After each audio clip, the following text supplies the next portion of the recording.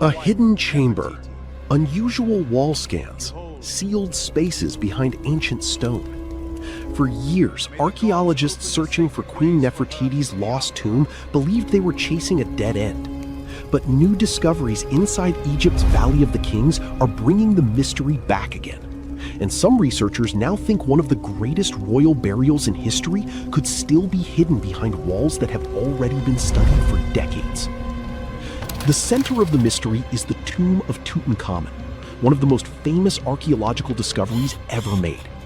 In 1922, British archaeologist Howard Carter uncovered the young pharaoh's nearly intact tomb, filled with gold, jewelry, statues, and more than 5,000 artifacts. But there was always something strange about the tomb itself. Compared to other royal tombs in the Valley of the Kings, Tutankhamun's burial chamber is unusually small and oddly designed. Some Egyptologists noticed that parts of the structure resemble layouts more commonly associated with royal women rather than pharaohs. That detail led to a controversial theory. What if Tutankhamun's tomb was never originally built for him? And what if another burial chamber still exists beyond its walls? The theory gained global attention after high-resolution radar scans detected anomalies behind the north and west walls of the tomb. Some scans appeared to reveal hidden voids or empty spaces that did not match the surrounding rock structure. For a moment, archaeologists thought they might be looking at sealed chambers, untouched for more than 3,000 years. And immediately, one name dominated the discussion: Nefertiti. Queen Nefertiti remains one of the most mysterious figures in ancient Egypt. She was the wife of Pharaoh Akhenaten and became one of the most recognizable royal figures in Egyptian history because of her famous sculpted bust discovered in 1912. But despite her importance, her burial place has never been definitively identified. That absence is extremely unusual. Many researchers expected a queen of her status to have an elaborate tomb somewhere in the Valley of the Kings or nearby royal burial grounds. Yet after decades of searching, no confirmed tomb belonging to Nefertiti has ever been found. This is why the radar discoveries caused such excitement. Some archaeologists propose that after Tutankhamun died unexpectedly at a young age, his burial may have been placed inside part of an already existing royal tomb, possibly one originally intended for Nefertiti herself. Certain wall paintings inside the chamber added even more speculation. Some experts believe traces beneath the plaster suggest hidden doorways or structural modifications sealed over long ago. Then, the story became even stranger. Additional scans produced mixed results. Some surveys supported the possibility of hidden spaces, while others failed to confirm clear chambers at all. Different radar systems produced conflicting interpretations, dividing archaeologists into competing camps. But despite the disagreement, interest in the theory never disappeared. And there is another reason the mystery remains alive. Only a relatively small portion of the Valley of the Kings has been fully explored using modern technology. Recent ground-penetrating radar surveys continue identifying underground anomalies, tunnels, and unexplained voids throughout the region. In other words, there may still be undiscovered chambers hidden beneath areas archaeologists thought they already understood. Some researchers now believe entire sections of royal burial complexes could remain sealed behind collapsed passages or intentionally hidden walls. If a chamber connected to Nefertiti were ever discovered intact, it would instantly become one of the biggest archaeological finds in modern history. A royal Egyptian tomb untouched for over 3 millennia could contain preserved inscriptions, ceremonial objects, jewelry, and historical records capable of changing what we know about one of ancient Egypt's most important dynasties.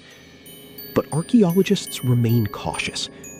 Physically drilling into or opening hidden sections inside Tutankhamun's tomb carries enormous risk. The paintings and structures are fragile, and even small mistakes could permanently damage irreplaceable artifacts. For now, scientists continue relying on non-invasive scans, thermal imaging, and underground mapping technologies to search for answers. And despite years of investigation, the mystery still refuses to disappear. Because somewhere beneath the Valley of the Kings, archaeologists may still be searching for the most famous missing tomb in ancient Egypt.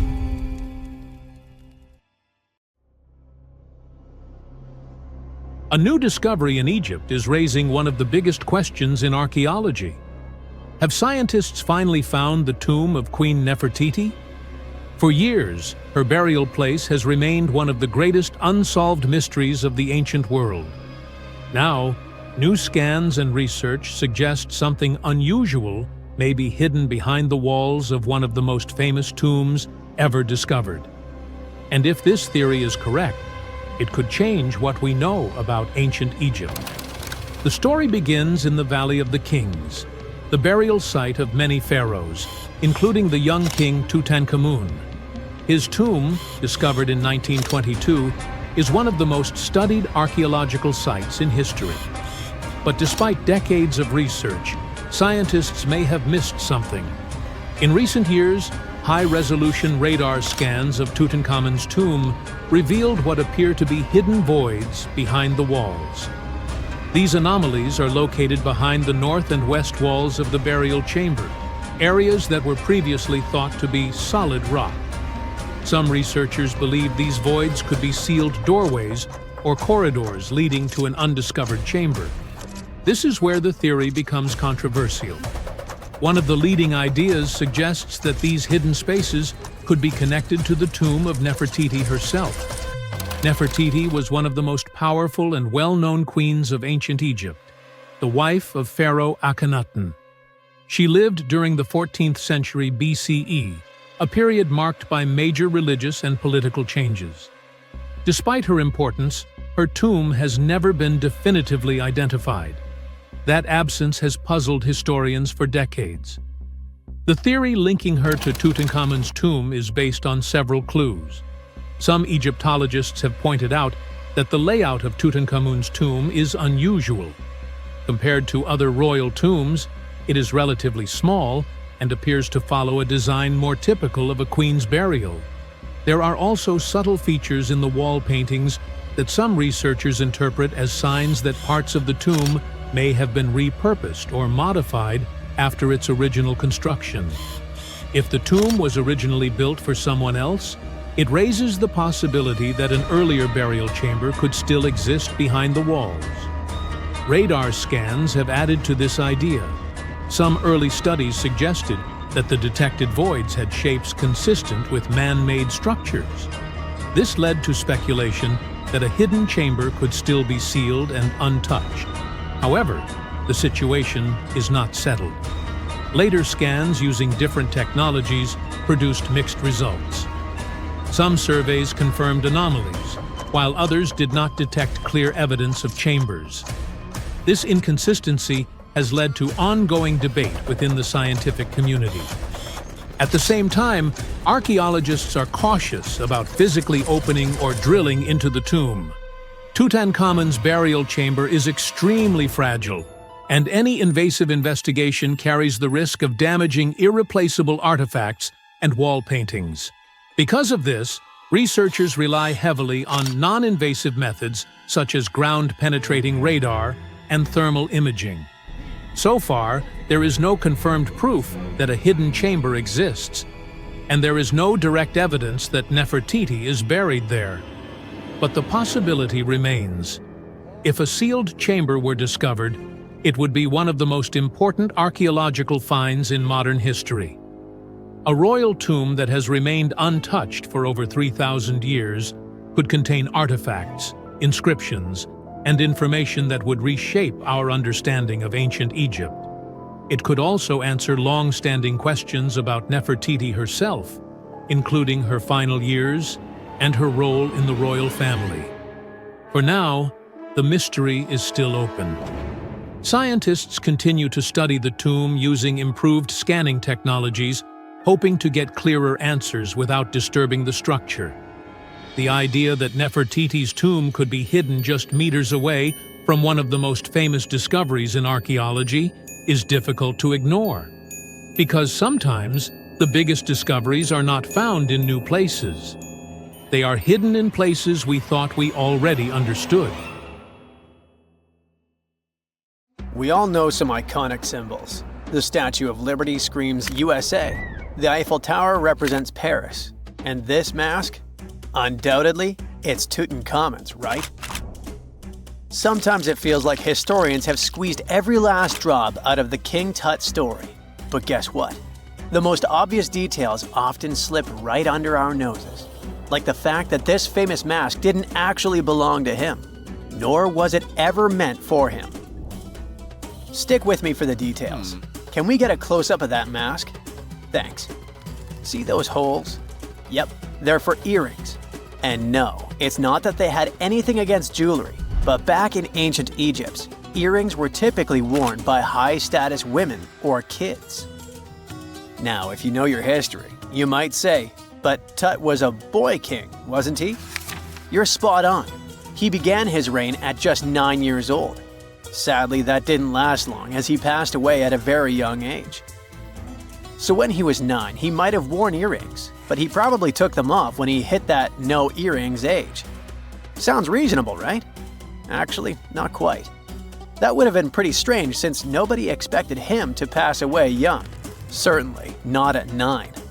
So no one was preparing a kid's mask for a burial.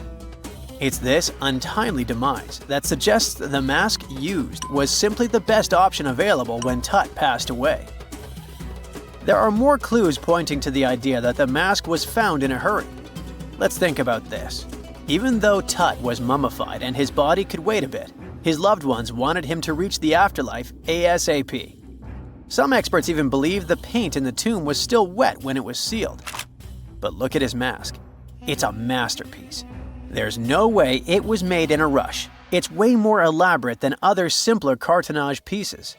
The renowned mask of King Tut stands 21 inches tall, adorned with precious stones, and features a golden beard that weighs 5.5 pounds, making the entire mask 22.5 pounds. Okay, I'm a bit confused here. So it seems like it was probably a kid's mask, but it had a beard? I've never seen a 9-year-old with a goatee, and I'm guessing you haven't either. Just think about it. A grown man's face compared to a kid's face. Fun fact for you, our faces pretty much stopped growing at the age of 16, so by 19, Tut would have definitely had the face of an adult man. Can you imagine trying to fit a relatively small kid's mask on a grown man? That would have been super embarrassing, and no one would have let that happen. Right, let's dismiss the kids' theory.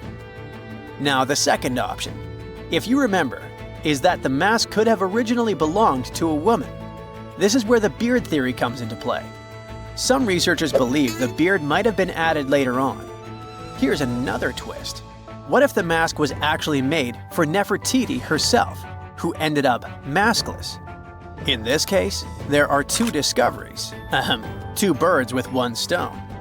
For now, it sounds like a conspiracy theory, I know, but let's give it a shot and delve deeper into the details. So, Tut passed away in around 1323 BCE, probably due to malaria.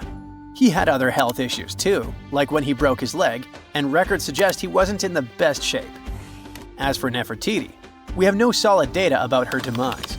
Plus, nobody knows exactly when or where she was buried. The supposed year when she passed away is around 1330 BCE, but she could have lived longer, and the mask was intended and prepared for her. Or maybe they just took her mask right from the burial chamber. After all, they were family. Well, sort of. She was said to be his stepmom, having been married to Akhenaten, who was likely Tut's father. But this is not 100% accurate. Some scientists doubt it. Ah, these ancient Egyptian families. It's hard to keep track of who's who. I know, you're not yet convinced that Tut wore a lady's mask. Let me share one more theory with you. Meet Howard Carter, the enthusiastic archaeologist who discovered Tutankhamun's tomb. It was located in the Valley of Kings outside Luxor, and, to everyone's surprise, was nearly intact. When he entered, he noticed something odd. This didn't feel like a pharaoh's burial chamber. It was classy and all, but it had a vibe that suggested it was made for a woman. Typically, Egyptian pharaohs had larger tombs that suited them better, and even more strangely, it was oriented to the right of the entrance. This didn't add up. That orientation was typical for female chambers, which Egyptian queens used. Another red flag was that the chamber appeared to have been built in stages, and all the artifacts, around 2,000 of them, seemed hastily placed there. Even more curious, they looked like they were meant for other royals. Carter discovered this burial site in 1922, but it remained a mystery as to why it was so bizarre.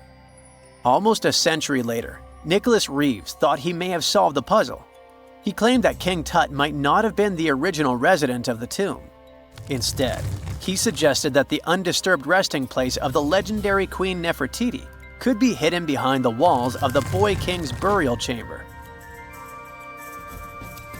Nicholas studied high-resolution photos for months, meticulously examining every pixel. One day, he focused on detailed scans that revealed the texture of the tomb's walls beneath layers of paint. He spotted what he believed to be outlines of two doorways that had been blocked and plastered over to hide them from view. The more he looked, the more it seemed real. Could it be a tomb within a tomb? Nicholas theorized there was a hidden storeroom behind the western wall of King Tut's tomb, and his chamber might just be the outermost section of a larger corridor-style network of rooms. It all sounds fancy, but sorry to break it to you, Reeves' theory was debunked. To find out if he was onto something, experts had to use ground-penetrating radar to see the unseen. Reeves' idea was that if there were gaps, it could indicate the presence of additional rooms. And at first, in 2015, one expert even thought he had found a hidden room. But the glory didn't last for long. A year later, after double-checking, it turned out there were no hidden doorways. By the way, Nefertiti isn't the only legendary woman from Egypt whose burial site remains a captivating mystery. There's a cool legend about Cleopatra that you might enjoy. It's said that she once declared, "No man will ever find my tomb." Kind of fitting, right? After all, the person who's come closest to uncovering her final resting place is a woman. Fast forward a few millennia after she passed away, and while no man has located it, archaeologist Kathleen Martinez believes she might have cracked the code. She's been on the quest for Cleopatra VII's tomb for nearly 20 years, and recently discovered a bust that she thinks represents the famous queen. However, not everyone is on board with her claim. Some experts argue that the bust doesn't resemble Cleopatra at all. Alongside this intriguing marble statue, Martinez's team also unearthed 337 coins, some of which, less controversially, feature Cleopatra's likeness. But the real part is that it's still not officially confirmed. There's no doubt about the existence of the small bust. It's carved from white marble, fits in one hand, and shows a woman wearing a royal crown, according to a translated statement from the Egyptian Ministry of Tourism and Antiquities. The big question, though, is who it actually depicts. While Martinez insists this statue is a representation of Queen Cleopatra VII, many other archaeologists argue that the facial features don't match, suggesting it likely belongs to a princess instead. Sorry, I can't resist the temptation of breaking the magic for a moment. Some folks believe that the whole idea of "no man will find my tomb" is misunderstood. Even if she did say it, what she probably meant was "no living soul," and it wasn't about gender at all. It can as well be just a beautiful legend. Toodaloo! So looky here, scientists discovered ancient artifacts near King Tut's tomb. Turns out, his VIP final resting place looks more like a public graveyard with about a dozen wooden coffins that's been there for around 3,600 years. Okay, I might have exaggerated a tad. The 11 tombs weren't exactly right next to King Tut, but they were close, near the same city of Luxor. New findings in Egyptian tombs can help us piece together what life was like in ancient Egypt. And guess what? Ancient Egyptians seem to have been remarkably like us, modern humans. Say, the women have always loved jewelry, and archaeologists retrieved a beautifully made necklace with 30 amethyst beads and 2 agate beads, plus a hippo head amulet. Bet it was all the rage back then. Researchers also discovered 2 copper mirrors. One had a handle shaped like a lotus, and the other was decorated with Hathor, the ancient Egyptian deity of the sky, women, fertility, and love.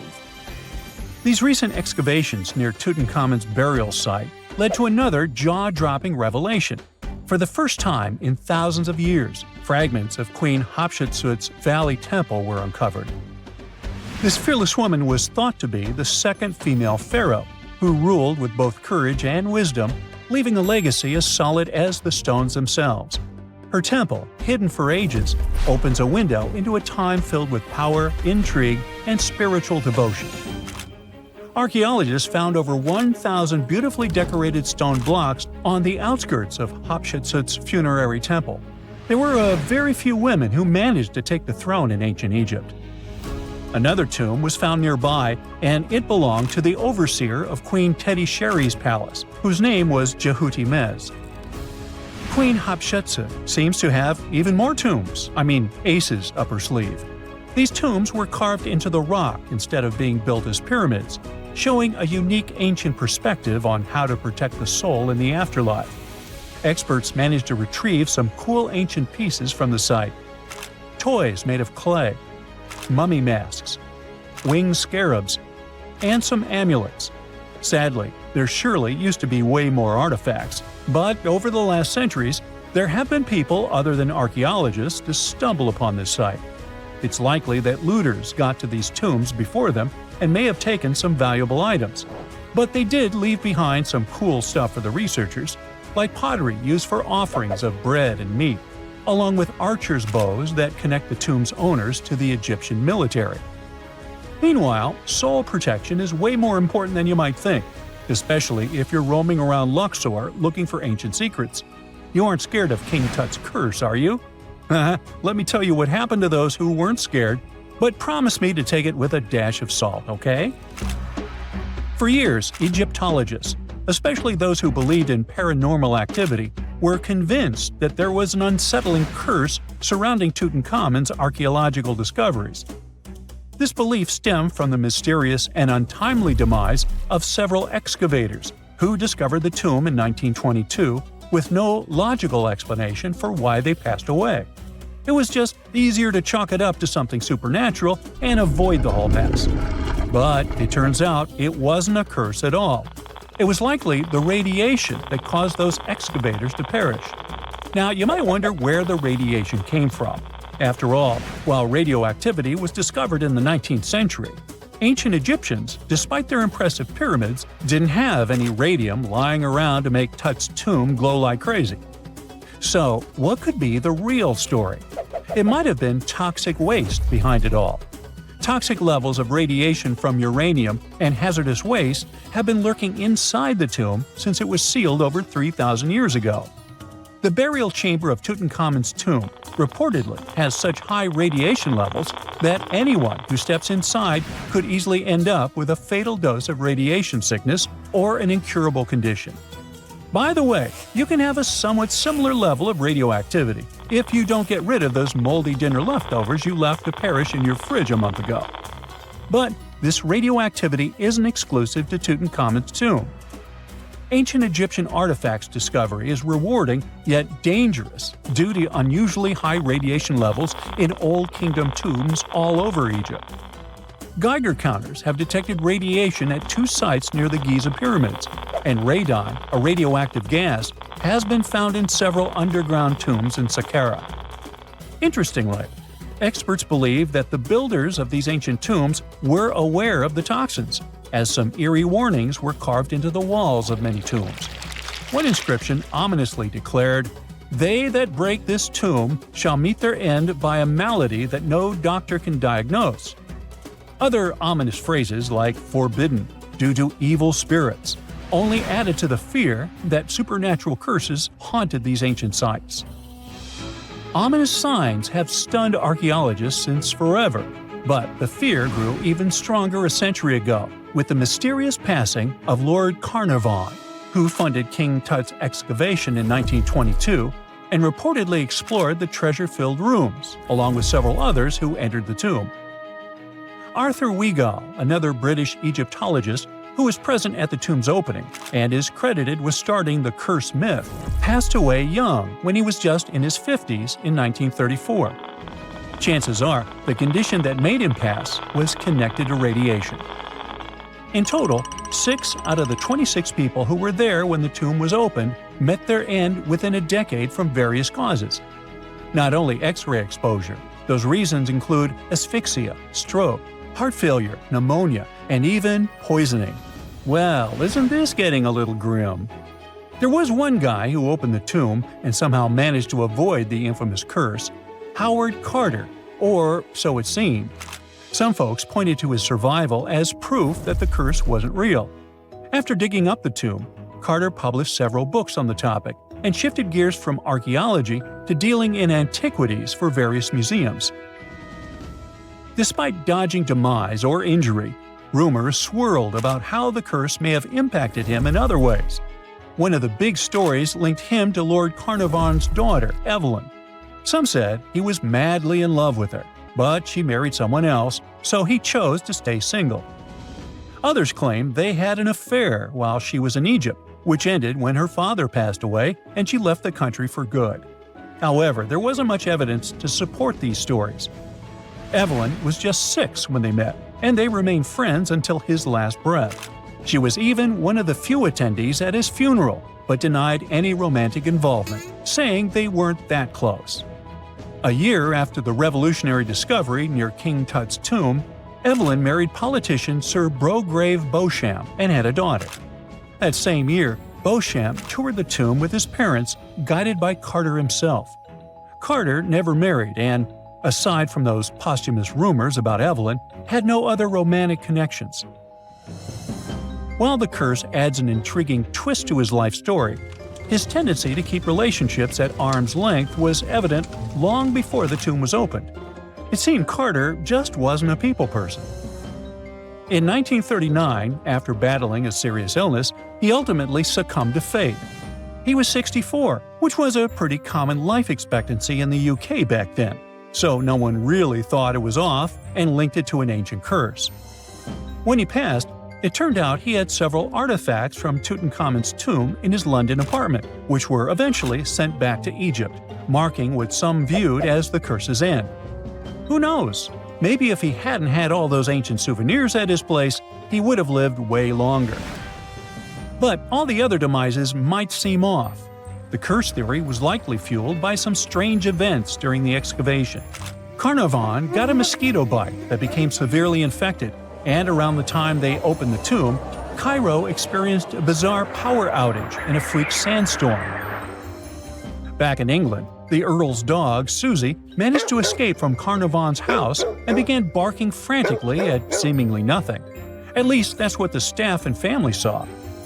Strangely enough, at the very moment her owner's heart stopped, Susie started howling and fell down without showing any signs of life. Maybe radiation didn't play a crucial role after all, and those were indeed ancient artifacts from King Tut's tomb that made them all perish. Spooky, huh? For more than 3,000 years, the gold mask of Pharaoh Tutankhamun stayed hidden in the Valley of the Kings. This artifact, which stands about 21 inches tall, shows how skilled and artistic the ancient Egyptians were. But nobody expected that X-rays would reveal its biggest secret. King Tut was the last ruler of his family during the 18th dynasty. He took the throne at just 9 years old, but ruled for only 10 years before he passed away unexpectedly.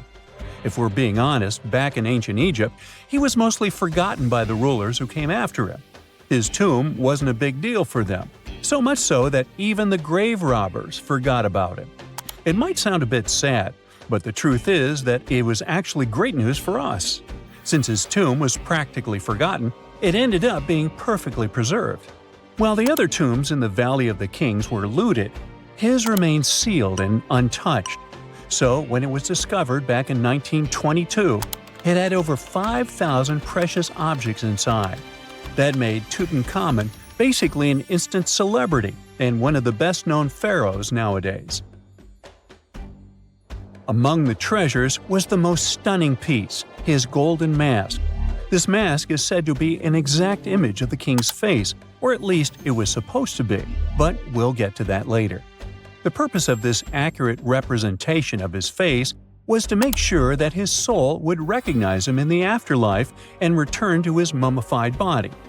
In ancient Egyptian beliefs, this would allow him to continue living in the afterlife.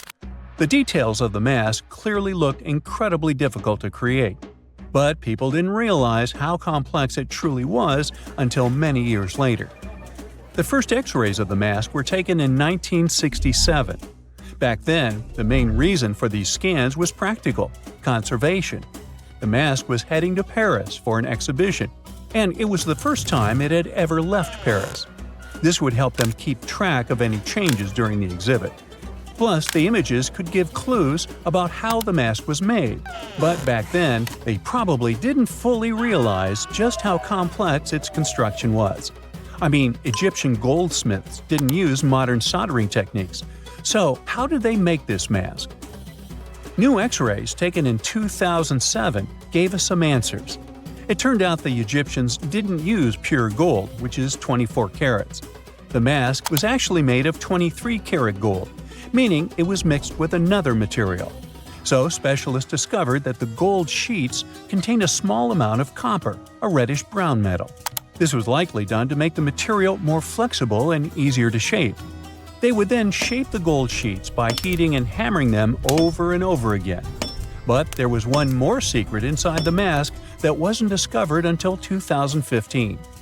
The year before, the staff at Cairo's Egyptian Museum were working on the mask display when the long beard of the mask accidentally got knocked off. Another theory is that the beard had become loose over time and just fell off. Either way, the fact that King Tut's beard came off caused a lot of stress.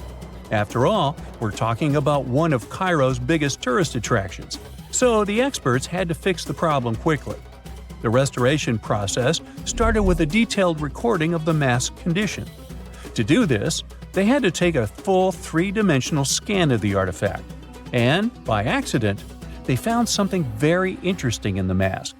Inside the royal beard, there is a gold tube, an intriguing structure that the Egyptians likely used to attach the beard to the rest of the mask.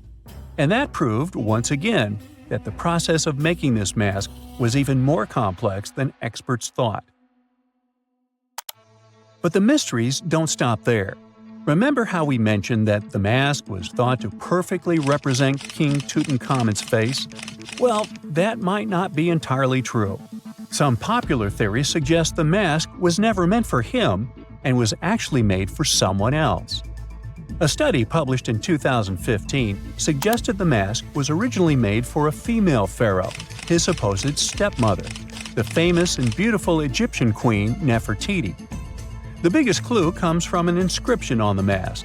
At first glance, it seemed to belong to Tutankhamun, but after a close examination, researchers noted that something else was actually written underneath King Tut's name. The royal name stamp seems to have been altered, and originally it had something written on it that translates to Queen Nefertiti. There is another feature of King Tut's golden mask that was overlooked for years, which adds even more mystery.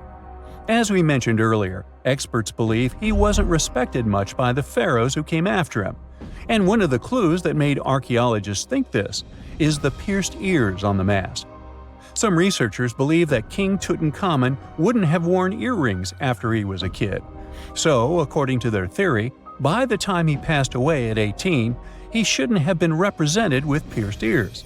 This could also support the idea that the mask originally belonged to Nefertiti, or maybe to someone who wasn't even connected to King Tut. But the mask isn't the only source of mystery. In fact, his whole tomb is full of puzzles. Recently, historians found a sign that the place where King Tut was supposed to be buried was changed at the last minute. For years, experts wonder why a pharaoh who ruled for 9 years ended up in such a simple tomb.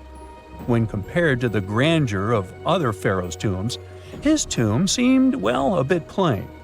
The idea that a king like Tutankhamun would have such an unremarkable resting place just doesn't match up with the power and importance he must have had in ancient Egypt.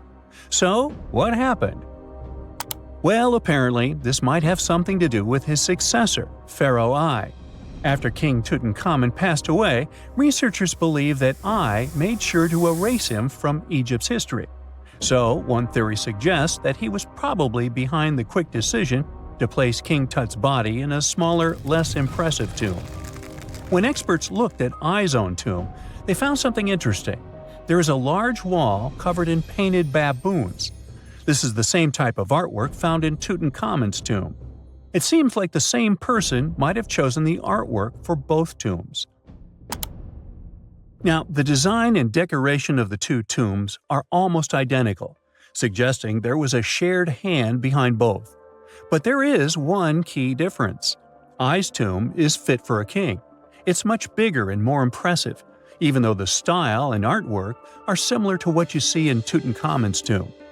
So the theory suggests that I decided what went into both tombs. Since Tut passed away unexpectedly at a young age, his grand tomb wasn't finished in time. Normally, pharaohs start building their tombs while they're still alive to make sure everything is perfect. But Tut passed away when he was just 18, so there wasn't enough time. I may have taken advantage of the situation, ordering a smaller tomb for Tut and keeping a larger one for himself. Experts believe this theory explains why Tutankhamun's tomb is so simple and how I managed to wipe his memory from history so easily.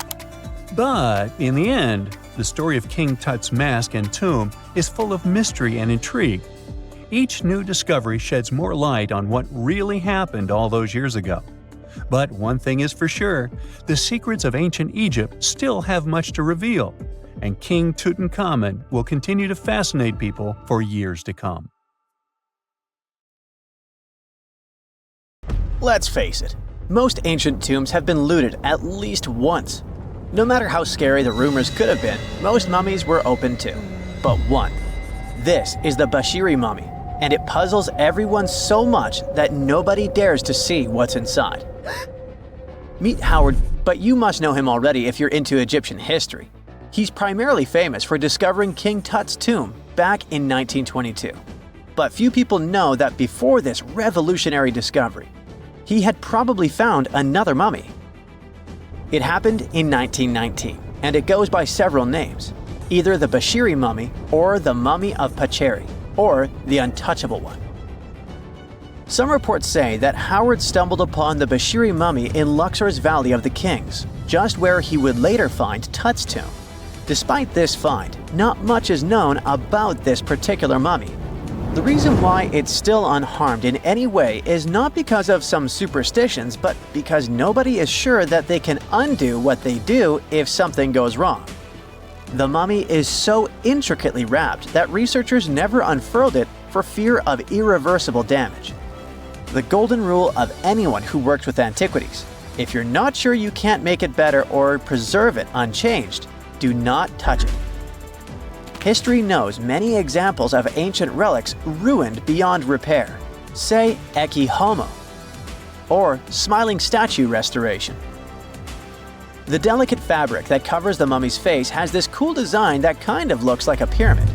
The researchers are not 100% sure, but this might be the only one of its kind with that embalming style. But without knowing the ancient technique, it's next to impossible not to ruin the mummy while unwrapping and wrapping it back. Back in the day, people, both experts and looters, would unwrap mummies for all sorts of reasons, mostly to study them. Luckily, these days, we have advanced tech that lets us check out what's inside a sarcophagus without having to unwrap anything. After taking a closer look at the Bashiri mummy, researchers figured out that it belonged to a man who was around 5.5 feet tall and lived during the Ptolemaic era, which makes this mummy roughly 2,300 years old. The Egypt Museum shared that the X-ray scan also uncovered an inscription of the guy's name, but it's a bit tricky to tell if it says Pacheri or Nenu, adding to the intrigue. The museum also pointed out that the fancy casing the mummy is in features all sorts of decorated scenes. You can see the mummy lying on a bed, flanked by deities Isis and Nephthys, along with the 4 sons of Horus. Plus, there are 2 images of the funerary god Anubis at the feet of the casing. By the way, Bashiri mummy is not the only one that has remained untouched. This is Isetemkebde, and Gaston Maspero, a French archaeologist, made the decision to leave her mummy untouched, wanting to keep her resting peacefully since she was in such amazing shape. He did mention, though, that her tomb had been raided long ago. Thanks to some X-ray work, we learned more about the mummy. The scans revealed a few artifacts still wrapped up with the wife of a high priest, including amulets around her neck, right arm, and forehead. The X-rays also showed she had some dental issues and arthritis in her knees. While she passed away as an older woman, it's tough to pinpoint her exact age. However, various sources from her son's reign indicate that she was held in high regard in the kingdom.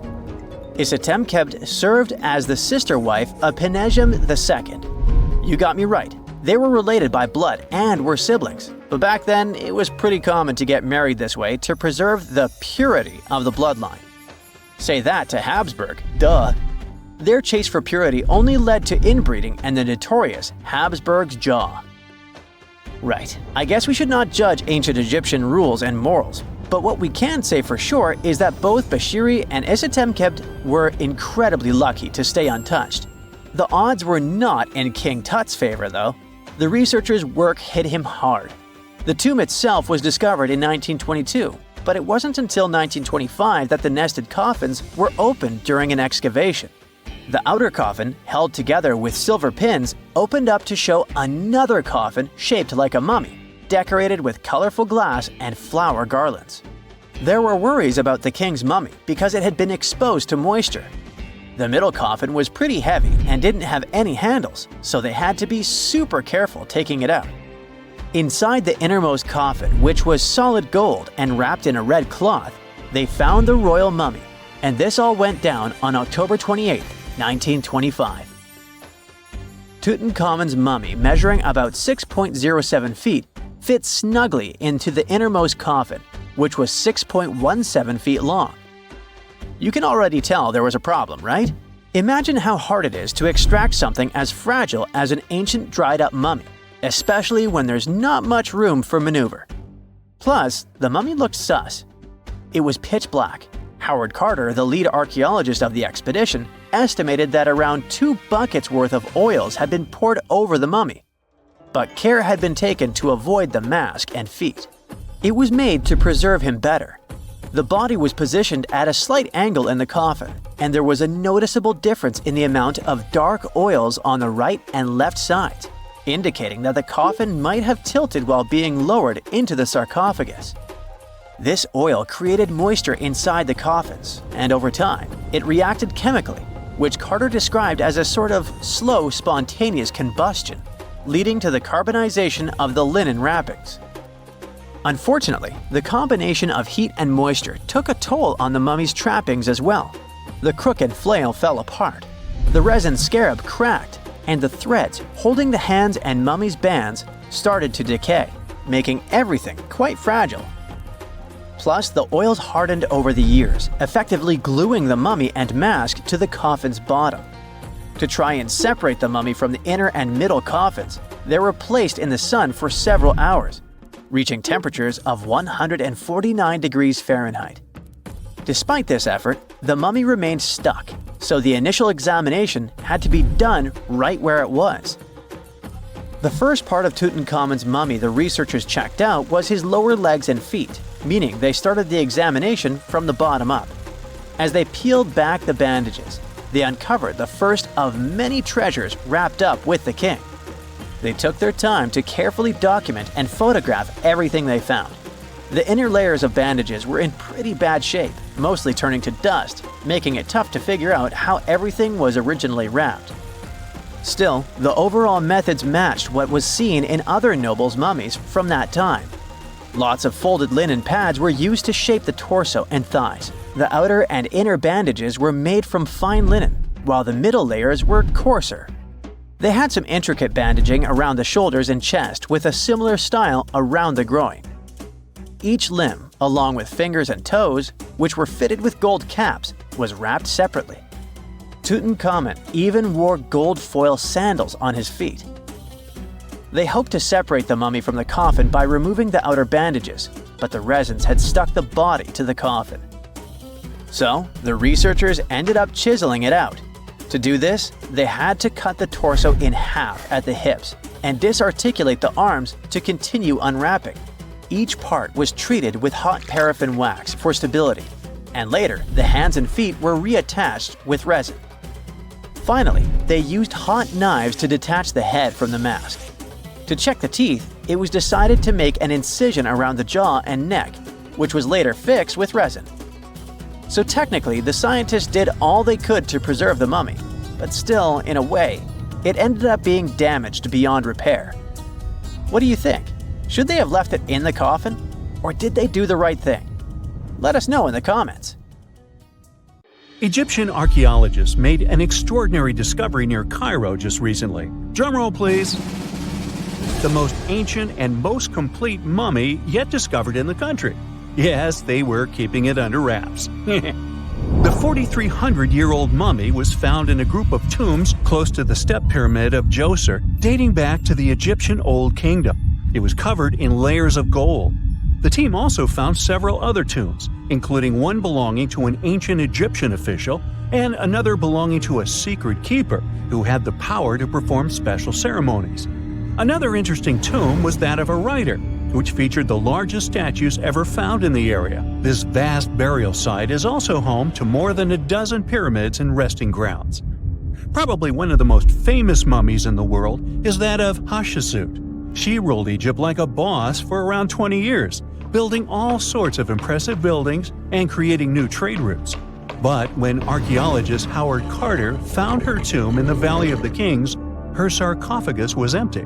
However, Carter did find two coffins in another tomb, one of which belonged to Hatshepsut's wet nurse and the other to an unknown woman. In 2006, a team of specialists decided to investigate whether that mysterious lady was the queen herself.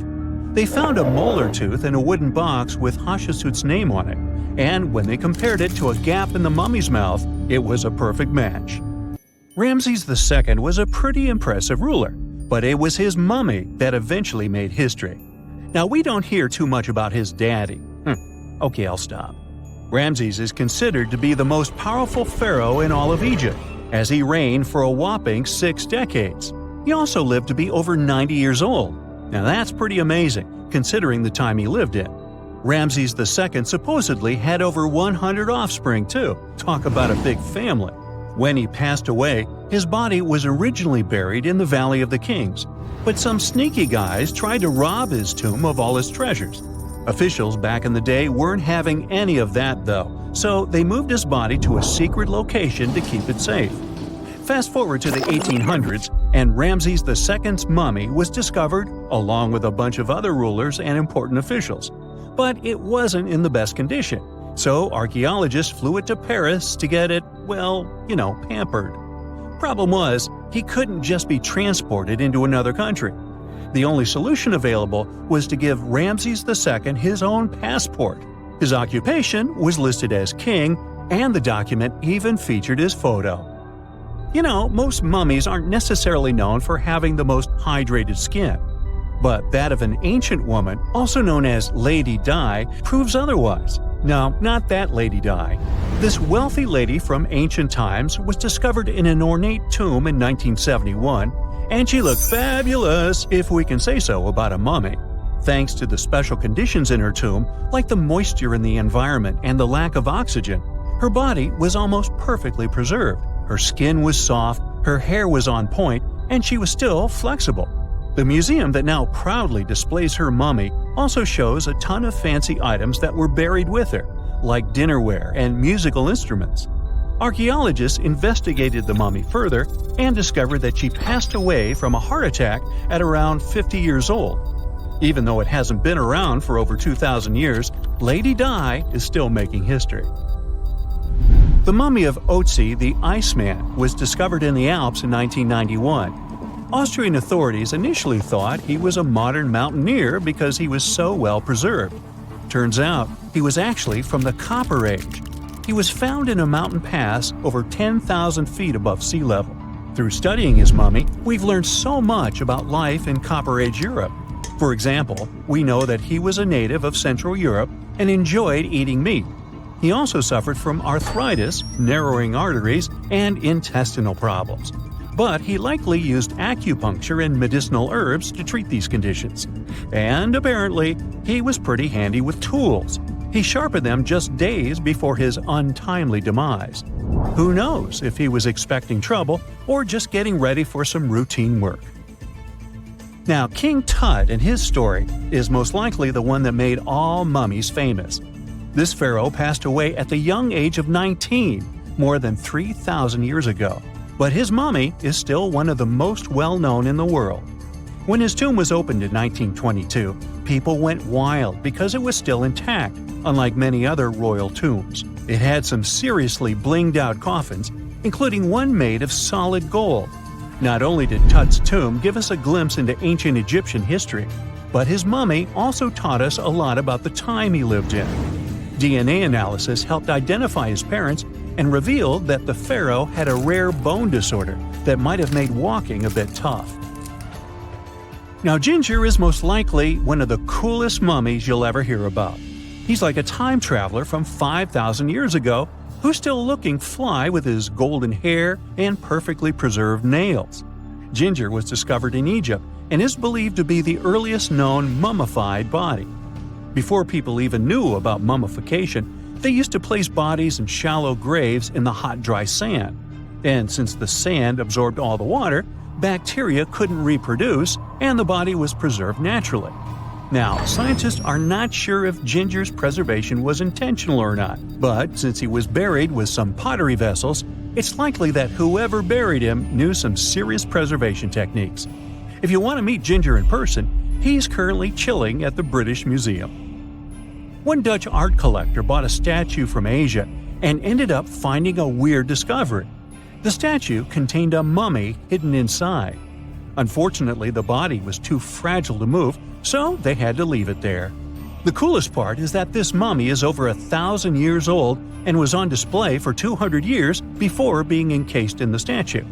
When scientists did a CT scan, they found out that the mummy was filled with paper scraps covered in writings. Experts think he might have done this thing called self-mummification, which is a pretty intense process involving a special diet and tea that makes your body less prone to bacteria. Only a few people could handle this ritual, and those who managed to do that were seriously respected. No other Egyptian queen has baffled scientists and historians like the stunning Nefertiti. Based on her statues, she was known for her slender neck, wide eyes, and high cheekbones. Her name translates to "the beautiful woman has come." Talk about living up to your name, huh? Even though she wasn't a pharaoh herself, Nefertiti still managed to leave a lasting impression. Written records suggest that, as a wife and queen, she held an incredibly influential role. Because of her power, she was indeed admired, but she also managed to make quite a lot of enemies throughout her life. She was also related to King Tut, but not biologically. Rather, she was his stepmother. So far, locals have yet to identify her mummy, but that may soon change. A local Egyptologist who has been busy excavating tombs in the Valley of the Kings has found two mummies that he believes could be Nefertiti and her daughter. According to specialists, we may soon finally get a definitive answer about the identity of these two mummies. And if one of them does turn out to be Nefertiti, we could be in for a real treat. DNA analysis and CT scans of the mummy could give us the most complete and accurate image of the queen that we've ever seen. It's crazy to think that we've only scratched the surface of what lies beneath modern-day Egypt. Nefertiti ruled during a time of great power and prosperity in Egypt, but unfortunately passed away in a period of social turmoil, leading to her gravesite being lost. Now, where's my mummy? They found the tomb of a royal doctor who lived over 4,000 years ago, a man who held pharaohs' lives in his hands. This man knew secrets that only deities and kings were allowed to hear. And yet, when they opened his tomb in 2024, there was no body, just vivid paintings, untouched by time, and cryptic symbols carved into stone. Who was he? And why was he buried with spells linked to a scorpion deity? The tomb was buried deep beneath the sands of Saqqara. The doctor's name was Tete-Nebe-Fu. He lived around 4,100 years ago, during one of Egypt's most mysterious turning points, right at the edge of glory and collapse. These were the final days of Egypt's Old Kingdom. The sun still glinted off freshly built pyramids, but the shadows were already creeping in. The pharaoh, Pepi II, had ruled longer than anyone before him, 90 years. But by the end of his reign, the country was cracking. The power was slipping, the regional leaders were rising, and the Nile floods grew unpredictable. In this shaky period, the mysterious doctor thrived. His tomb was discovered by a Swiss-French archaeological team in the shadows of old pyramids. The weirdest part was that when they uncovered his burial chamber, they found no body, no golden treasures either. Unfortunately, the tomb had been robbed long ago. But what remained was something even more fascinating: the words and images left on the walls. The paintings are still vibrant, bright colors that somehow survived all those years underground. The walls show jars, containers, strange abstract patterns, and geometric shapes. And then there are hieroglyphs, lines and lines of sacred script carved with precision, like someone had poured their soul into every curve. These inscriptions revealed who Tete-Nebe-Fu truly was. Turns out, he wasn't just any doctor. He was the conjurer of Serket. Now, Serket was the female deity of scorpions, sacred and terrifying. Egyptians believed she could stop venom, heal bites, and protect the living from toxic elements. The title, Conjurer of Serket, meant Tete-Nebe-Fu was a specialist in treating dangerous stings and bites. And if he got an entire tomb for himself, he may have been Egypt's top expert in those things, a man who healed with both medicine and magic. But that wasn't all. He also held the title Director of Medicinal Plants, a title seen only once before in all of ancient Egypt. That means he knew the healing power of herbs, roots, and oils like no one else. Now, you might wonder, what plants in a huge land of sand? But in reality, ancient Egyptians used herbal medicine that would hold up in some labs today. They created pills, ointments, and inhalers. Most often, they chose some active ingredient, a flavor to make it easier to take, and something to deliver it into the body. Sound familiar? And yeah, they didn't have many traditional plants, so some of these ingredients were bizarre by our standards, like using crocodile dung and acacia mixed with honey. They even had formulas for anti-wrinkle creams. And apparently, our mysterious healer was also chief dentist. This title is almost never seen in ancient records. Evidence of Egyptian dentists is incredibly rare. Turns out, our ancient genius didn't just fight stings and study plants. He was also trusted with teeth and jaws, which were actually a huge problem in ancient Egypt. These people may have built wonders, but their teeth paid the price. Ancient Egyptians constantly caught grains of sand in their mouths. They often ate grit-filled bread and raw vegetables, which wore down enamel and caused a horrible condition called attrition. This led to tons of problems, including tooth loss. They had to improvise back in the day. For example, crafting the world's oldest known toothpaste from crushed rock, mint, and pepper, which ironically only made things worse for the gums. Or a toothpaste from things like eggshells, pumice, and natron, a salty mineral used for cleaning. They were also inventing mouthwashes from celery, bran, and herbs to ease the problem. Some mummies were even found with crude metal braces and gold wires attaching missing teeth. Though we're not sure if these were for the living, or was it just a nice little addition added as an afterlife gift. So, Tete-Nebe-Fu specialized in all these fields. 3 rare titles for one man. Now, back in the day, he must have been admired as incredibly knowledgeable. In a world without modern science, he would have been like a sorcerer who knows how some leaf or bark could save a life. That's why archaeologists believe Tete-Nebe-Fu wasn't just any doctor. He was, most likely, the royal physician, the one who treated the pharaoh himself. We don't know for sure which king he served, Maybe it was Pepi II, and who knows, maybe that's why the guy lived so long. But if that was the case, Tete Nebifu may have lived through the final moments of the Old Kingdom, watching the Golden Age crumble from inside the palace walls. And then he was buried. The body was looted, or perhaps just lost to time. But the team says they're still studying the tomb, still uncovering the traces of this incredible man. Overall, ancient Egyptians were practicing medicine on a crazy advanced level. Some practices feel familiar even today. They had hospitals, specialists, surgeries, and many more things, even medical schools. Both men and women were allowed to be doctors. They healed with various methods and practiced surgery with actual tools, scalpels, forceps, even sutures. Some doctors treated only the eyes, others the teeth, the stomach, or even what they called the hidden diseases. They knew how to clean and dress wounds, could set broken bones using splints made of wood or reeds wrapped in linen, and even prevented infections. There were even proctologists. They also built the first prosthetics, like a wooden toe with leather straps that help people walk normally again. The oldest known prosthetic is 3,000 years old. Now, the most shocking part is how they actually even tried to remove tumors. A recent study looked at a 4,000 years old skull. It belonged to a man in his 30s. There were signs of past tumors, and around 3 of them, there were marks, surgical cuts made with a metal tool. That suggests someone attempted to remove or study them, maybe treatment, maybe an autopsy.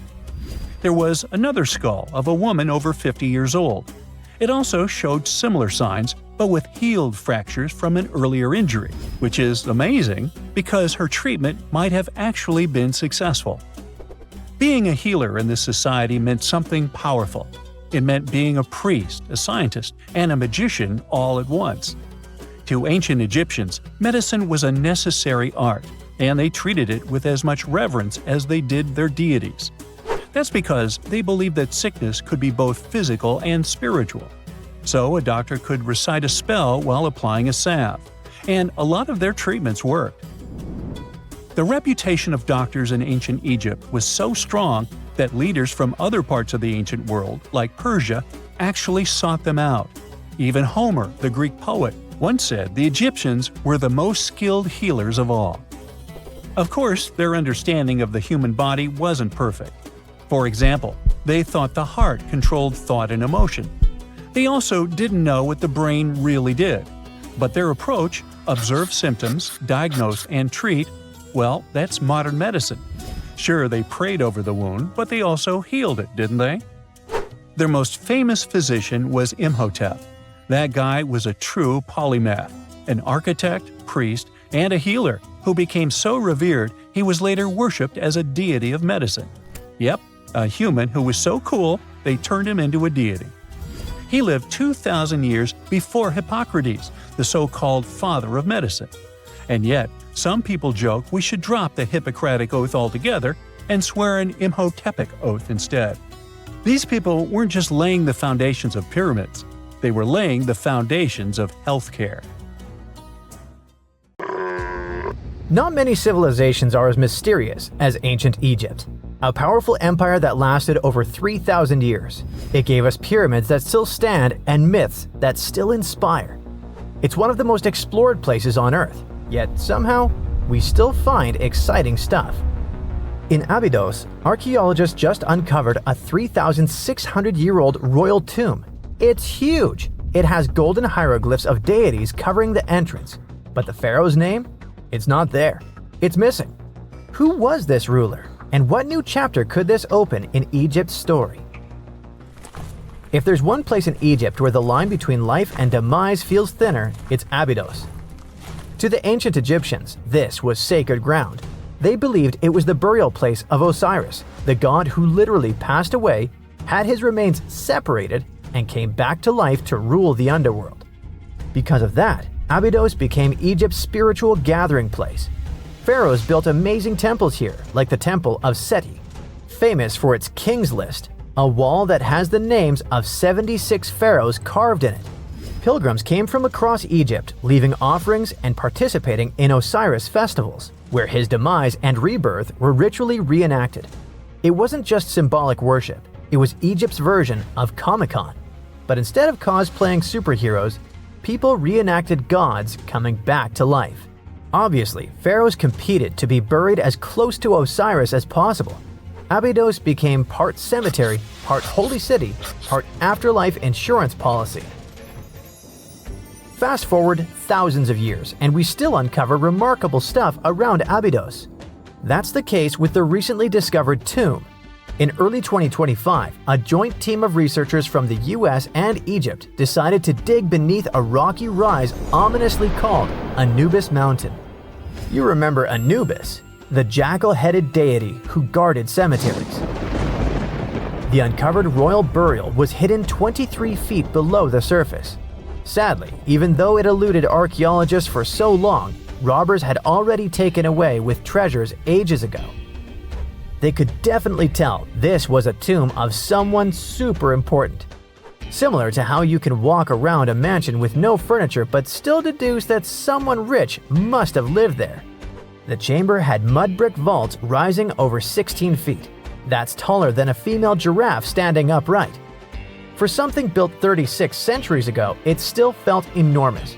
However, when you remember that Egyptians were masters of architecture, nothing seems surprising. So no treasures, no golden mask, and sadly, no name. The cartouche that should have spelled the king's identity was unreadable. Egyptian tombs usually bragged about who was inside. In ancient Egypt, a cartouche was basically a big oval name tag for kings wrapped in hieroglyphs. Think of them as VIP passes that worked in both this life and the next. Without it, your soul couldn't check into the afterlife hotel. That's because to the Egyptians, your name, your Ren, wasn't just so your teacher could distinguish you from kids with the same haircut. It was a core part of who you were. As long as your Ren survived, so did you. To have your name forgotten was considered a fate worse than passing away. A soul cannot journey without a name. That's why you'd see cartouches all over the place, on temples, obelisks, jewelry, statues, and tomb walls. It wasn't there just for the marketing. It kept the pharaoh's presence front and center everywhere you looked. Imagine building a massive tomb only for 3,600 years later to walk in and go, who is this guy again? Not cool at all. That's why it's fair to imagine our nameless pharaoh haunting the robbers for all eternity. So yeah, cartouche was considered very significant. One of the most famous and mind-blowing examples comes from the tomb of Thutmose III. His burial chamber and sarcophagus were literally shaped like a cartouche. In other words, the entire room was a living architectural symbol of his name. Thankfully, in the recently discovered tomb, not everything was erased. Painted in golden hues at the entrance were two familiar guardians, deities Isis and Nephthys. Isis was the magician who stitched Osiris back together and breathed life into him. Nephthys, her sister, was the eternal mourner and protector of the mummy. Together, they promised that whoever rested here would not face the afterlife alone, and it's one additional proof of the importance of the mysterious pharaoh. So, who could this be? To answer that, we need to go down history lane. This tomb dates back to Egypt's messy chapter called the Second Intermediate Period. Instead of one ruler in charge, the country had many rival kingdoms, each with its own little power base, like a real-life Egyptian version of Game of Thrones. And right in the middle of that chaos was Abydos. For a while, it was home to its own line of kings, the so-called Abydos dynasty. Those weren't the pyramid builders everyone knows, and that's why they're so mysterious. They left behind almost nothing. No great monuments, no sprawling cities, just fragments of names on broken blocks. For centuries, many scholars even doubted they existed at all. That sorta changed in 2014, when archaeologists uncovered the tomb of Senebkay, one of those shadowy kings. Now, everything we know about Senebkay points to him having quite a story to tell. His bones revealed 18 deep wounds, the kind you get in battle. He had blows to his skull, back, and hands, and likely lost his life fighting. making him one of the few pharaohs we know who sadly fell in combat. His tomb was modest, with reused artifacts from earlier kings, but it delivered one priceless thing: proof. Until Senebkay, the Abydos dynasty was just a theory. With him, it became real. And that's why the new discovery could be a big deal. The newly uncovered royal tomb at Abydos shares the same layout and style as Senebkay's. It has limestone chambers, mud brick vaults, and protective deities, although it's much bigger. Which again raises the possibility that we're looking at an even earlier, more powerful ruler of Abydos. Whoever he was, he wanted to be remembered alongside the greats. Which is ironic, because it seems that history tried erasing him. Perhaps additional findings alongside his tomb could tell us more. Yes, there's more, and it's actually pretty cool. Not far from Abydos, in the village of Banawit, archaeologists uncovered a Roman-era pottery workshop. Yeah, you heard that right, a pottery factory close to a pharaoh's burial ground. The site had huge clay kilns, storage rooms, and even broken shards called ostraca. They were basically ancient sticky notes. Except instead of shopping lists, those had receipts scratched onto them in Greek and Demotic Egyptian. Little records of everyday transactions, the kind of thing you'd never expect to find near a lost dynasty king. Honestly, the potters missed a chance. Forget boring receipts, they should have been selling Osiris's mugs and Anubis figurines to pilgrims and tourists. But that's not all. It seems that centuries later, during the medieval period, the same ground became a cemetery. Archaeologists found mud brick graves with skeletal remains. This could mean that Abydos kept its aura of significance for hundreds of years after the age of pharaohs. So why this hill again and again? Is this place really a getaway to the afterlife? It is, after all, the very place where Osiris is said to rest. That belief lingered like a shadow for thousands of years, strong enough to pull in pharaohs and later medieval families. Different rituals, same sacred ground. Although, to be fair, the Romans weren't here for Osiris. They came to make pots. The story of Abydos is not over. The excavations will continue, and who knows what else could be discovered in the future. Today, archaeologists are armed with tools that are basically X-ray glasses for the desert. Every scan could reveal a hidden chamber, or if we're lucky, finally give our nameless pharaoh his wren back to him. In fact, I became strangely invested in finding out who he was.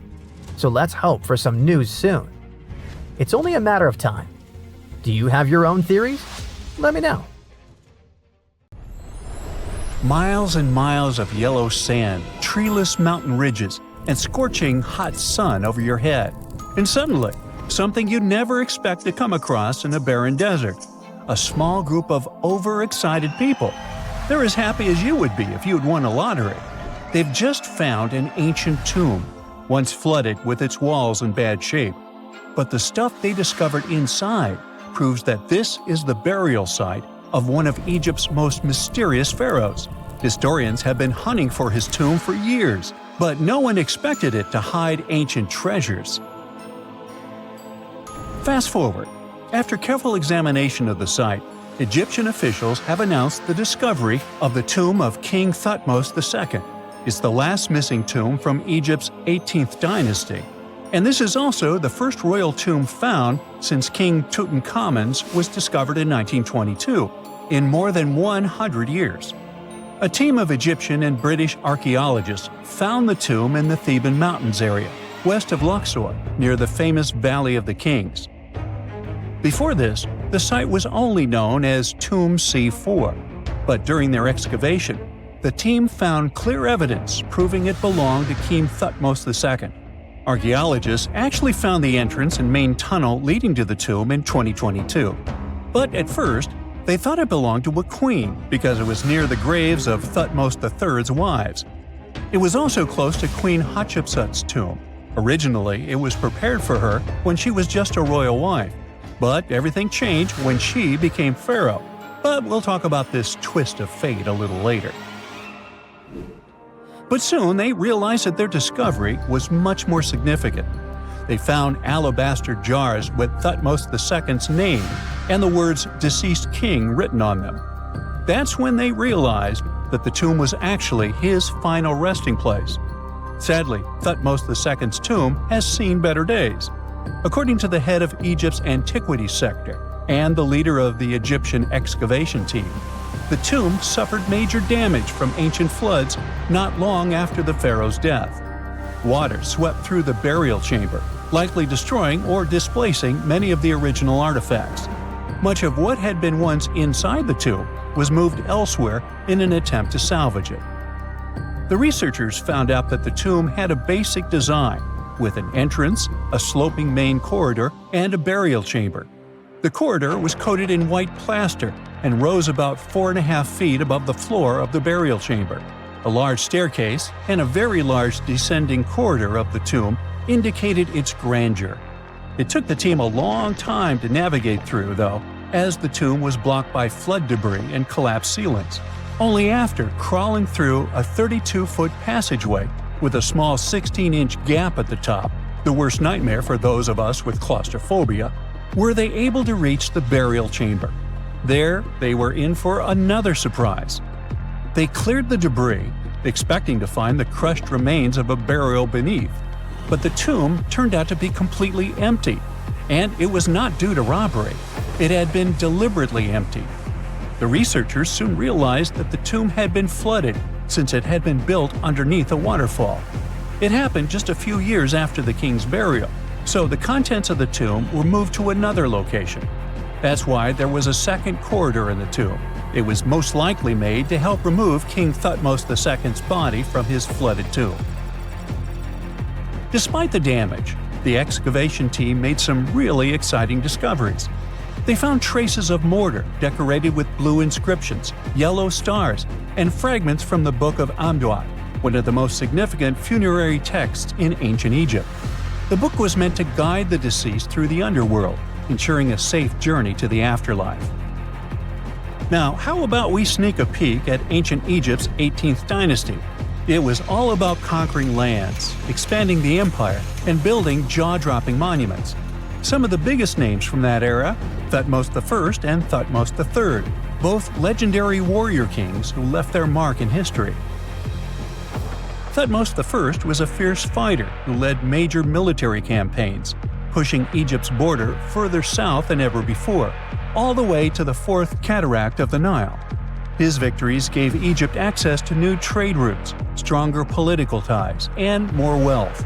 His conquests were so significant that they were recorded in the tombs of his top officials. Thutmose III, sometimes called Thutmose the Great, took things even further. He was not only an incredible military strategist, but also the commander of Pharaoh Hatshepsut's armies before becoming king himself. He led between 17 and 20 military campaigns, winning every single one and expanding Egypt's empire to its peak. He even created the world's first navy. Thutmose III is often remembered as Egypt's greatest warrior pharaoh. And sandwiched between these two powerhouses was Thutmose II, a pharaoh who doesn't get nearly as much attention. Hey, the middle child, right? His reign lasted only about 5 years before he passed away at around age 30 in 1479 BCE. He is kind of a mystery.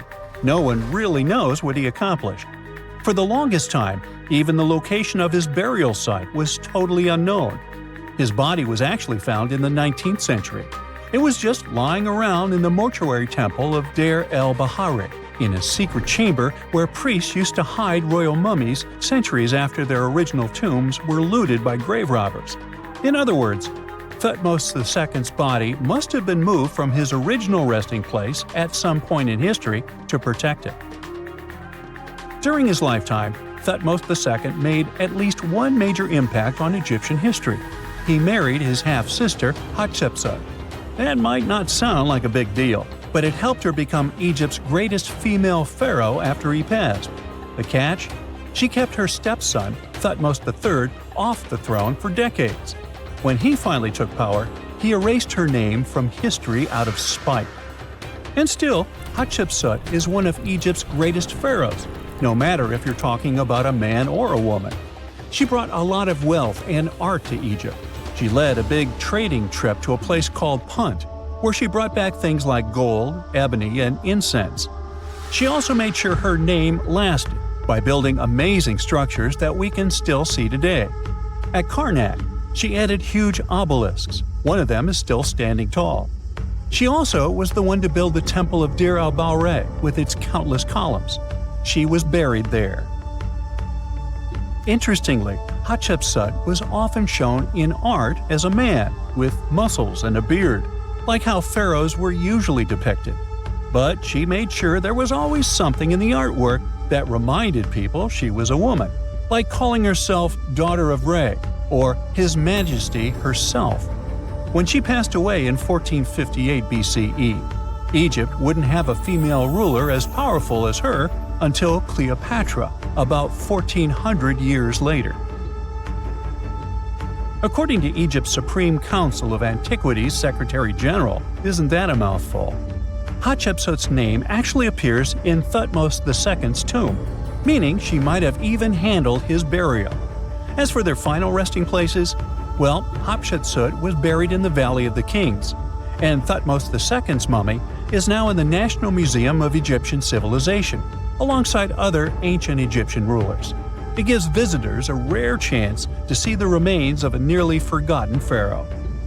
Now, experts consider the discovery of his tomb to be one of the most significant in recent years. The artifacts found there add important details to our understanding of the history of the region and Thutmose II's rule. And even though the tomb's design is fairly simple and follows the same architectural style preferred by later Egyptian rulers, its historical importance is undeniable. In any case, the mission isn't over yet.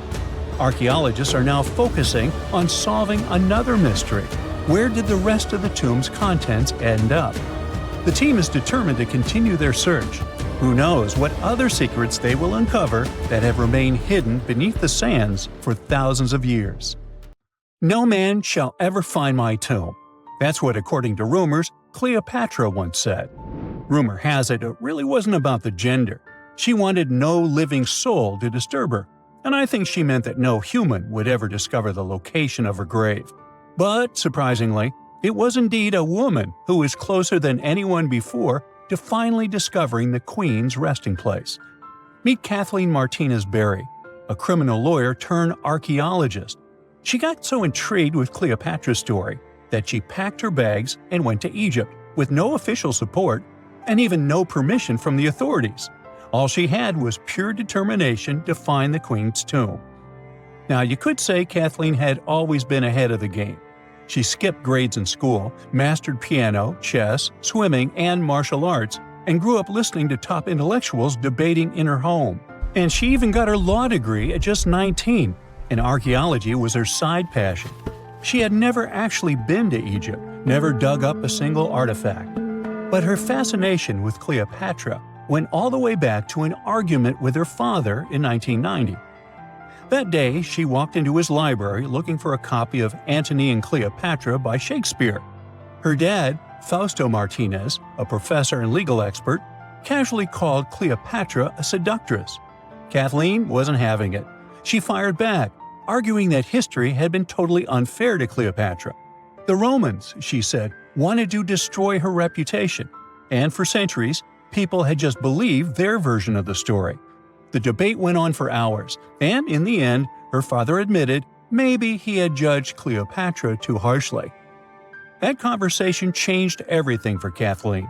From that day on, she read every ancient text she could find, especially Plutarch's account of Cleopatra and Mark Antony. The more she learned, the more convinced she became that Cleopatra wasn't just some queen who fell for the wrong guy. She was a genius, playing a dangerous political game to keep Egypt independent. And the more she read, the more she started thinking, what if everyone had been looking for Cleopatra's tomb in the wrong place? That thought stuck with her. When she was caring for her second child, she earned a master's in archaeology. Multitasking.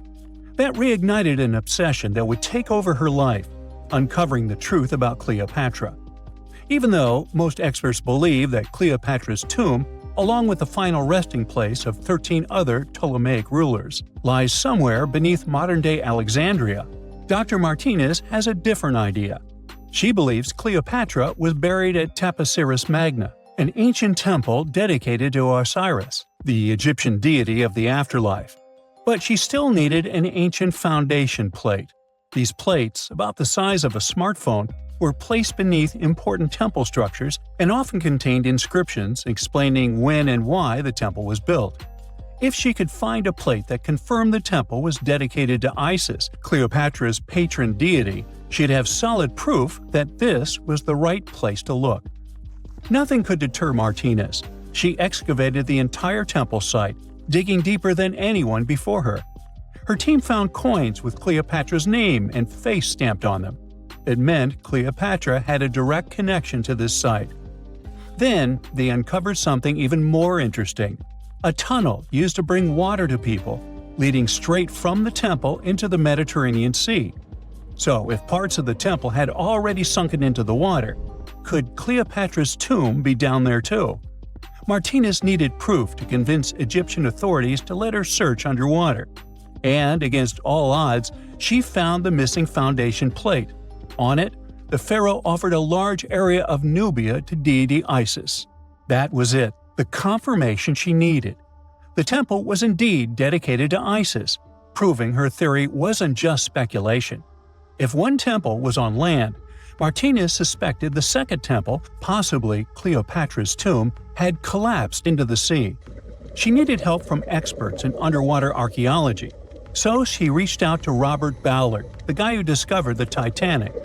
With support from the Egyptian authorities, she and her team began exploring the waters off the coast of Alexandria. And what they found was mind-blowing. Underwater, they discovered massive stone structures, some standing 6 to 10 feet tall, right where the coastline would have been thousands of years ago. They also found basalt blocks, the same material used in the statues from the first temple. That meant one thing: those weren't just random rocks. They were the remains of a lost city, buried beneath the sea for centuries.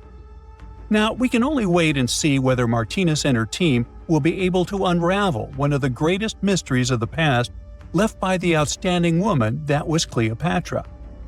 Here's some backstory. After her father, Ptolemy VII, passed away, Egypt's throne went to both Ptolemy VIII and Cleopatra, or so it seemed. Cleopatra, just 18 at the time, allegedly married her 10-year-old brother. Yeah, ancient royalty had some different customs, though there's no solid proof of that. But sibling love didn't last long. Young Ptolemy decided he wanted all the power for himself and tried to push Cleopatra out. Forced to flee the country, she didn't just sit around feeling sorry for herself. She raised an army, ready to march back and take what was hers. That's how, at 21, she was already in the Sinai Desert, leading an army and planning her return to the throne. Now, by that time, Cleopatra had already been locked in a powerful political, and not only political, alliance with Julius Caesar. In June 47 BC, she gave birth to a son, Ptolemy Caesar, better known as Caesarion, who, many believe, was Caesar's child. But that didn't stop her from playing by Egyptian royal rules. And her husband number 2, her other brother, Ptolemy XIV.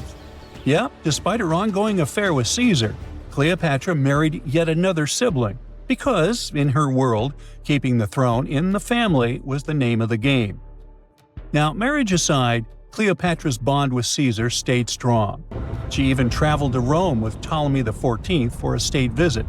But instead of playing the role of a dutiful queen, she stayed in Caesar's private villa by the Tiber River.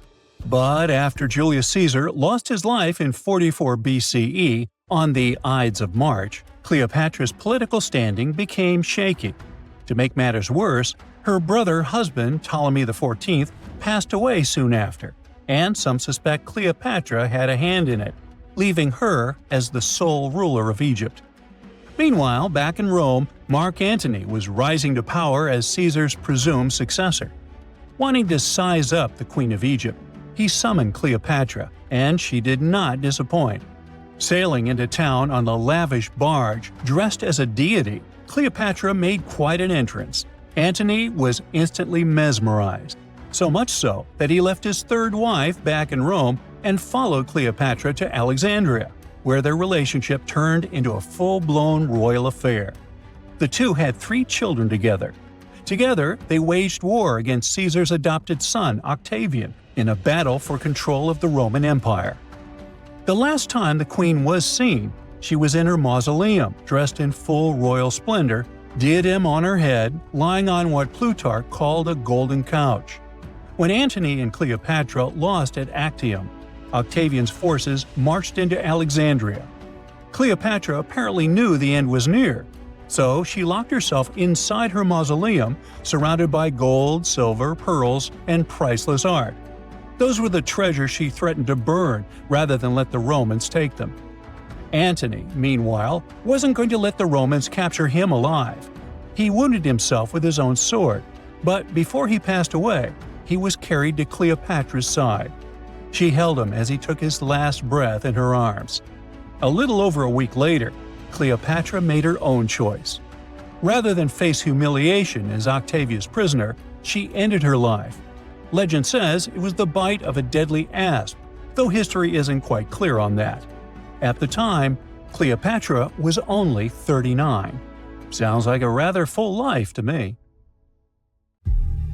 Unlike many other ancient Egyptian burial grounds, King Tutankhamun's tomb stayed hidden and free of unwanted thieves for 3,000 years.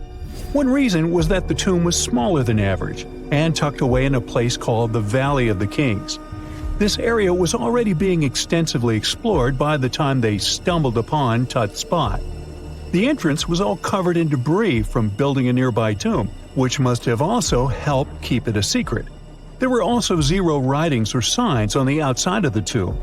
Time passing also played a part in keeping it in amazing shape until the 1920s, when a man named Howard Carter finally made it in. But was Carter that big of a hero?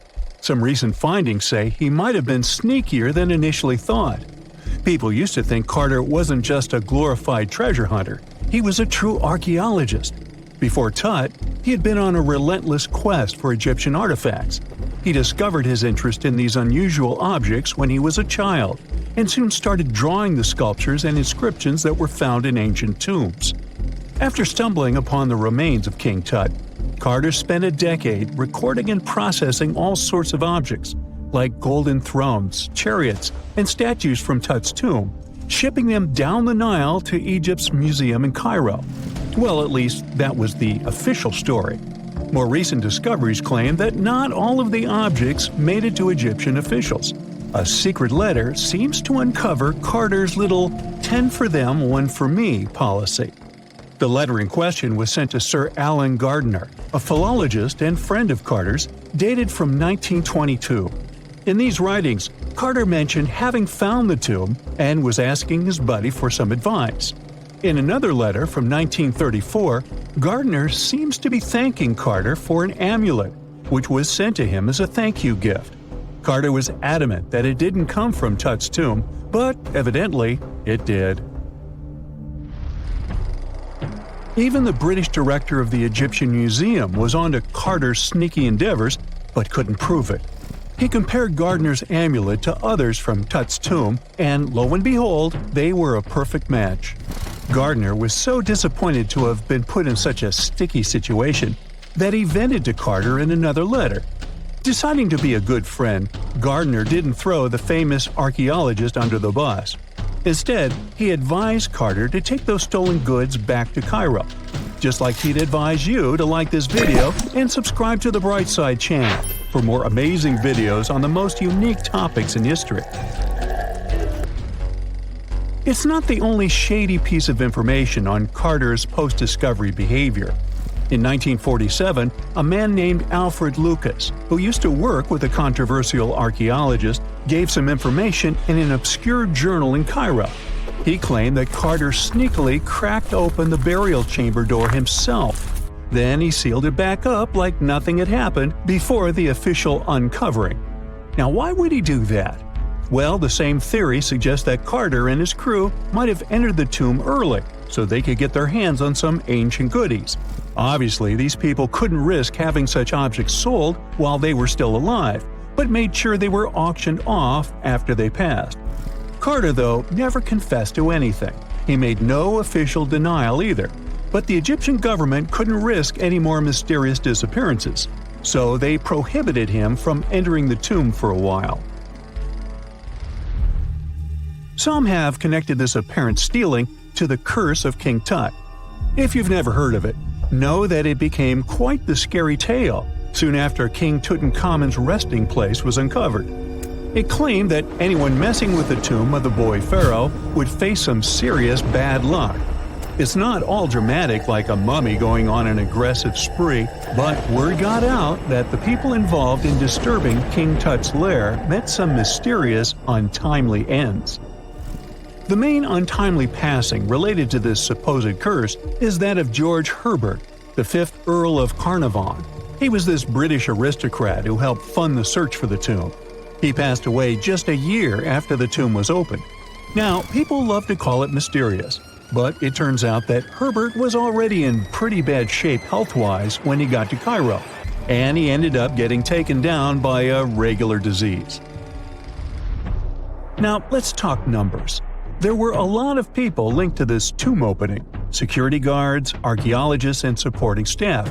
And sure, a few of them did pass not long after the tomb started receiving visitors.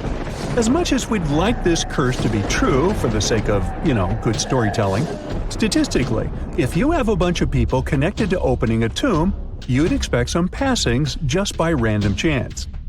The average lifespan for those supposedly targeted by the ancient curse was more than 20 years after the spell was supposed to kick in. Herbert's daughter even lived until the 1980s, that's half a century later. And Howard Carter himself lived until 1935, a solid 16 years after the big reveal. Some have suggested that the whole curse was nothing more than a careful PR strategy. You see, when Tut's tomb was found, Howard Carter wanted to make a priority out of keeping nosy reporters away. So he might have come up with a curse hanging over anyone entering the boy king's resting place. But what was stolen from King Tut's tomb anyway? Well, some jewelry to begin with. It might have been snatched by Howard Carter himself, according to a French specialist. He did some intensive research by looking at old pictures taken from inside the tomb back in the 1920s. He compared those images to various objects from museums and auction houses. He soon started to piece together the whereabouts of some of Tut's jewelry. First up, there's this collar that used to be on Tut's chest. It was all broken into pieces, and some parts went via Carter to the Nelson Atkins Museum in Missouri. Meanwhile, other bits ended up on a necklace owned by some unnamed people who tried to sell it in 2015 but failed. Even the Nelson Atkins Museum agrees, as they've confirmed the information on their website. Then there's a headdress piece. Some beads from it that once belonged to Tut apparently got stolen by Carter too. They were also strung into a necklace and are now being held at the St. Louis Art Museum. Another fancy collar made out of glazed ceramic magic spent some time at the Met, far away in New York. Thankfully, it was sent back to Egypt a bit over a decade ago. This seems to have been, as you'd expect by now, also stolen by Carter. Missing artifacts aside, King Tut still gave a ton of amazing objects that helped us learn more about this incredible ancient culture. Starting with the famous burial mask. It's this massive 21-inch gold art piece with semi-precious stones and glass paste. It weighs 22 pounds and showcases the boy pharaoh with a long beard and a headdress with a cobra and vulture. On the back, there's this spell from an important ancient Egyptian spiritual book that's supposed to make sure it works just as well in the afterlife.